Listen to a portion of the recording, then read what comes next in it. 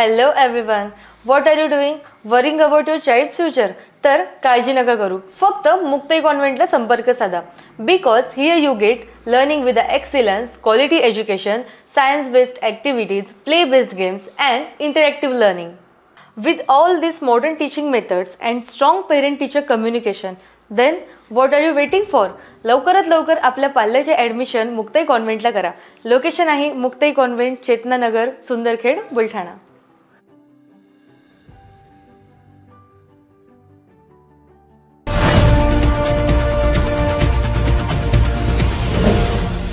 City news वसा जनसेवेचा.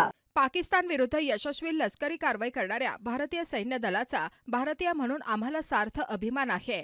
Operation सिंदूरच्या यशस्वी लष्करी कारवाईसाठी भारतीय सैन्याचे मनापासून अभिनंदन, अशा शब्दात उद्धव बाळासाहेब ठाकरे शिवसेना गटाच्या राज्य प्रवक्त्या जयश्री शेळके यांनी आभार व्यक्त केले आहेत. भारतीय सेनेने पाकिस्तान आणि पाकव्याप्त काश्मीरमधील अतिरेक्यांचे 9 तळ उद्ध्वस्त करून ऑपरेशन सिंदूर ही मोहीम फत्ते केली. भारतीय हवाई दलाने 6 मे रोजी मध्यरात्री 1:30च्या सुमारास अतिरेक्यांच्या 9 ठिकाणांवर यशस्वी स्ट्राईक करून पहलगाम मधल्या दहशतवादी हल्ल्याचा बदला घेतला. मध्यरात्री 1:28 ऑपरेशन सिंदूर सुरू होऊन 1:51 ते यशस्वीरित्या पूर्ण झाले.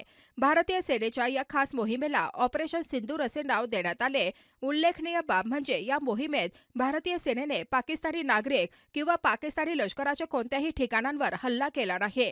ऑपरेशन सिंदूरमध्ये भारतीय सेनेने बहावलपूरमध्ये जैश-ए-मोहम्मदचे हेडक्वार्टर उद्ध्वस्त केले आहे.